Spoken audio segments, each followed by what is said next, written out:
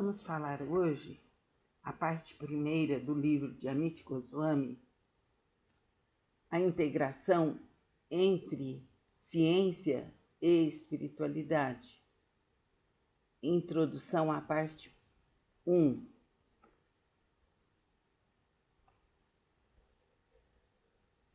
Primeiro capítulo, o abismo e a ponte. Segundo, a velha física e seu legado filosófico. Terceiro, a física quântica e o fim do realismo materialista. Quarto, a filosofia do idealismo monista.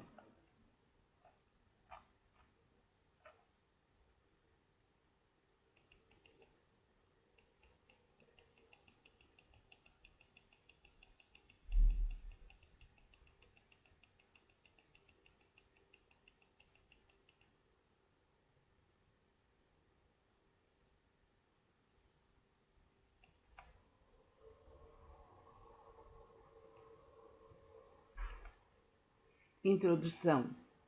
Há não muito tempo, nós, físicos, acreditávamos que havíamos chegado finalmente ao fim de todas as nossas buscas. Tínhamos alcançado o fim da estrada e descoberto que o universo mecânico era perfeito em todo o seu esplendor. As coisas comportam-se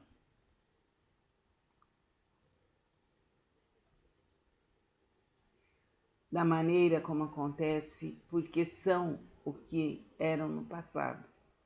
Elas serão o que virão a ser, porque são o que são, e assim por diante.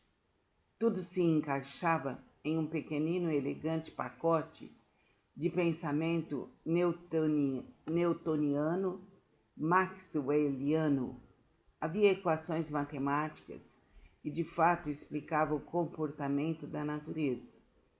Observava-se uma correspondência perfeita entre um símbolo na página de um trabalho científico e um movimento do menor ao maior objeto no espaço e no tempo.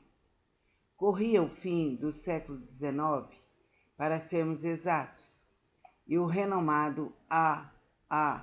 Michelson, falando sobre o futuro da física, disse que o mesmo consistiria em adicionar algumas casas decimais aos resultados já obtidos.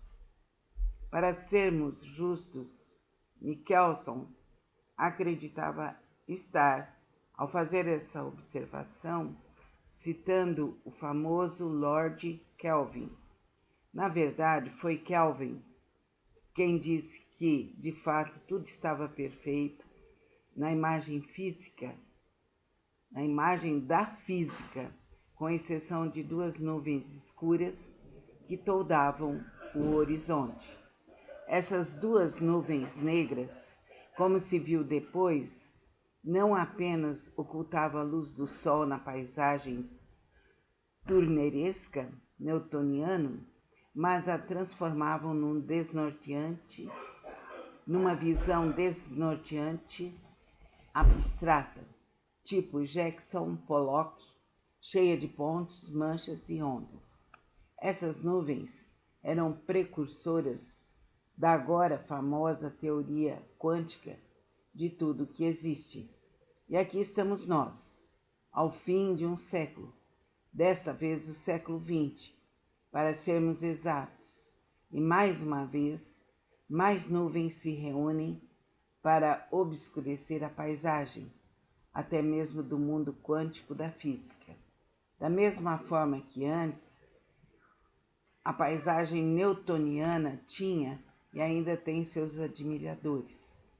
Ela ainda funciona para explicar uma faixa vasta de fenômenos mecânicos, de naves espaciais a automóveis, de satélites a abridores de lata.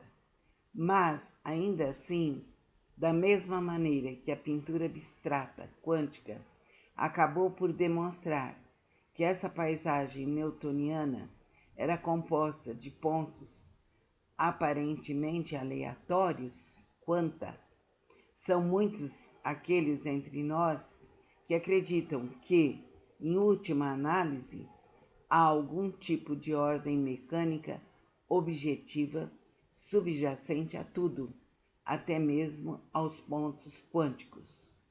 A ciência, entenda-se, desenvolve-se de acordo com uma suposição absolutamente fundamental sobre a maneira como as coisas são ou têm que ser. Essa suposição é exatamente aquilo que Amit Goswami, com a colaboração de Richard Reed e Mehdi Goswami, questiona no livro que vocês estão prestes a ler. Isso porque essa suposição, tal como suas nebulosas predecessores do século anterior, parece indicar não só o fim de um século, mas o fim da ciência como a conhecemos. A suposição é que existe lá fora uma realidade real, objetiva. Essa realidade objetiva seria algo sólido constituído de coisas que possuem atributos, tais como massa, carga elétrica, momentum angular, spin, posição no espaço e existência contínua através do tempo, expressa como inércia, energia e, descendo ainda mais fundo no micromundo, atributos tais como estranheza, encanto e cor. Mas ainda assim, nuvens ainda se acumulam. Isso porque, a despeito de tudo que sabemos sobre o mundo objetivo, mesmo com as voltas e dobras de espaço, que se transforma em tempo, que se transforma em matéria, e as nuvens negras, denominadas buracos negros, com todas as nossas mentes racionais funcionando a pleno vapor, resta-nos ainda em mãos um grande número de mistérios, paradoxos e peças de quebra-cabeça que simplesmente não se encaixam. Nós, físicos, porém, somos um grupo obstinado e tememos a proverbial perda de lançarmos o bebê fora juntamente com a água do banho. Ainda ensaboamos e raspamos o rosto, observando atentos enquanto usamos a navalha de Ockham para termos certeza de que cortamos todas as suposições cabeludas e supérfluas. O que são essas nuvens que obscurecem a forma de arte abstrata de fins do século XX? Elas se resumem em uma única sentença. Aparentemente, o universo não existe sem algo que lhe perceba a existência. Ora, em algum nível, essa frase certamente tem sentido. Até mesmo a palavra universo é um construto humano. Faria, portanto, algum tipo de sentido que aquilo que denominamos de universo depende de nossa capacidade como seres humanos de cunhar palavras. Mas esta observação seria mais profunda em alguma coisa do que uma mera questão semântica? Antes de haver seres humanos, por exemplo, havia um universo? Aparentemente havia. Antes de descobrirmos a natureza atômica da matéria, havia átomos por aí? Mais uma vez, a lógica determina que as leis, as forças e causas da natureza, etc., mesmo que nada soubéssemos sobre coisas tais como átomos e partículas subatômicas, certamente tinham que existir. Mas são justamente essas suposições sobre a realidade objetiva que foram postas em dúvida pelo nosso entendimento corrente da física. Vejam, por exemplo, uma partícula simples, o elétron, será um pontinho de matéria? Acontece que supor que seja tal coisa, que se comporte invariavelmente como tal, é evidentemente errado.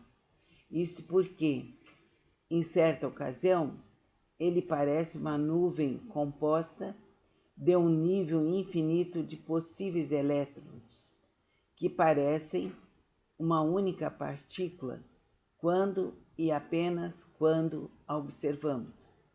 Além disso, nas ocasiões em que não é uma partícula única, ela parece uma nuvem, ondulando como uma onda, que é capaz de mover-se em velocidades superiores à velocidade da luz, desmentindo redondamente o postulado de Einstein de que nada material poderia ultrapassá-la. A preocupação de Einstein, porém, é aliviada, porque quando ela se move dessa maneira, não é efetivamente uma peça de matéria. Vejamos outro exemplo: a interação entre dois elétrons. De acordo com a física quântica, mesmo que os dois estejam separados por imensas distâncias, os resultados de observações feitas sobre eles indicam que deve forçosamente haver alguma conexão entre eles, que permita que a comunicação se mova mais rápido do que a luz. Ainda assim, antes dessas observações, antes que um observador consciente chegasse a uma conclusão, até a forma da conexão era inteiramente indeterminada. E como terceiro exemplo, um sistema quântico, como um elétron em um estado físico fechado, parece estar em um estado indeterminado, mas ainda assim a indeterminação pode ser analisada e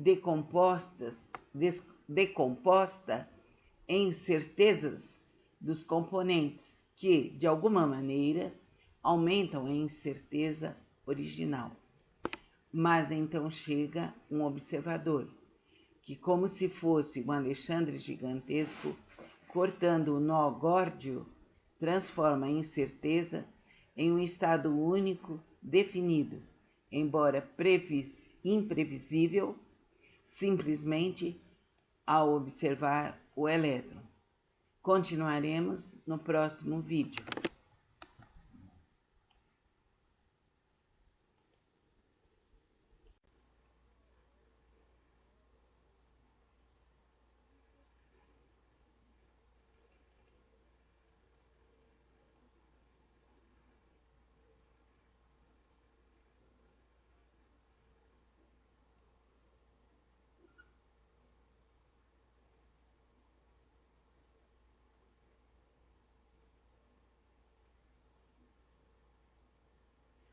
Ora, em algum nível, essa frase certamente tem sentido.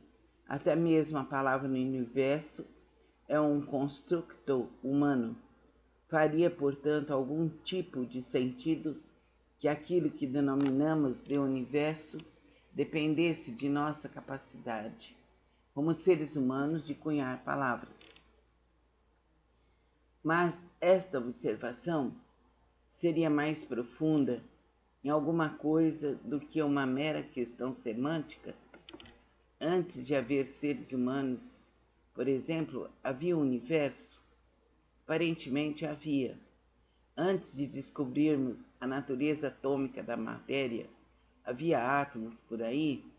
Mais uma vez, a lógica determina que as leis, as forças e causas na natureza, mesmo que nada soubéssemos sobre coisas tais como átomos e partículas subatômicas, certamente tinham que existir. Mas são justamente essas suposições sobre a realidade objetiva que foram postas em dúvida pelo nosso entendimento corrente da física. Vejam, por exemplo, uma partícula simples, o elétron. Será um pontinho de matéria? Acontece e supor que seja tal coisa que se comporte invariavelmente como tal é evidentemente errado. Isso porque, em certa ocasião, ele parece uma nuvem composta de um nível infinito de possíveis elétrons que parecem uma única partícula quando e apenas quando a observamos. Além disso, nas ocasiões em que não é uma partícula única, ela parece uma nuvem, ondulando como uma onda, que é capaz de mover-se em velocidades superiores à velocidade da luz, desmentindo redondamente o postulado de Einstein de que nada material poderia ultrapassá-la. A preocupação de Einstein, porém, é aliviada, porque quando ela se move dessa maneira, não é efetivamente uma peça de matéria. Vejamos como outro exemplo a interação entre dois elétrons. De acordo com a física quântica, mesmo que os dois estejam separados por imensas distâncias, os resultados de observações feitas sobre eles indicam que deve forçosamente haver alguma conexão entre eles que permita que a comunicação se mova mais rápido do que a luz. Ainda assim, antes dessas observações, antes que um observador consciente chegasse a uma conclusão, até a forma da conexão era inteiramente indeterminada. E como terceiro exemplo, um sistema quântico como um elétron em um estado físico fechado parece estar em um estado indeterminado, mas ainda assim a indeterminação pode ser analisada e decomposta em certezas dos componentes que, de alguma maneira, aumentam a incerteza original. Mas então chega um observador que, como se fosse um Alexandre gigantesco, cortando o nó górdio, transforma a incerteza em um estado único, definido, embora imprevisível, simplesmente ao observar o elétron. Não só isso, mas o golpe de espada poderia ocorrer no futuro, determinando em que estado o elétron está agora. Isso porque temos agora até a possibilidade de que observações realizadas no presente determinem legitimamente o que possamos dizer que era o passado. Chegamos mais uma vez, portanto, ao final da estrada. Há estranheza quântica demais por aí. Um número grande demais de experimentos a demonstrar que o mundo objetivo, o mundo que corre para frente no tempo como um relógio, o mundo que diz que a ação à distância, especialmente a ação instantânea, à distância não é possível, que diz que uma coisa não pode estar em dois ou mais locais ao mesmo tempo, é uma ilusão de nosso pensamento. Se assim é, o que nos resta fazer? Esse livro talvez contenha a resposta. O autor propõe uma hipótese tão estranha à nossa mente ocidental que se pode ignorá-la automaticamente como delírios de um místico oriental. Diz o autor que todos os paradoxos acima são explicáveis e compreensíveis se abrirmos mão daquela suposição preciosa de que há uma realidade objetiva lá fora, independente da consciência. E diz ainda mais que o universo é autoconsciente e que é a própria consciência que cria o mundo físico. Da maneira como usa a palavra consciência, Goswami deixa implícito algo talvez mais profundo do que você ou eu aceitaríamos como implícito. Nos seus termos, consciência é algo transcendental, fora do espaço-tempo, não local, e que está em tudo. Embora seja a única realidade, só podemos vislumbrá-la através da ação que cria os aspectos material e mental de nossos processos de observação. Por que é tão difícil para nós aceitar essa tese? Talvez eu esteja presumindo demais ao dizer que é difícil que você, leitora, aceite. Você, quem sabe, pode achar axiomática essa hipótese. Às vezes eu me sinto à vontade com ela, mas em seguida dou uma canelada numa cadeira, machuco a perna. Essa velha realidade penetra e eu me vejo diferente da cadeira, enquanto espinafro sua posição no espaço, tão arrogantemente separada da minha.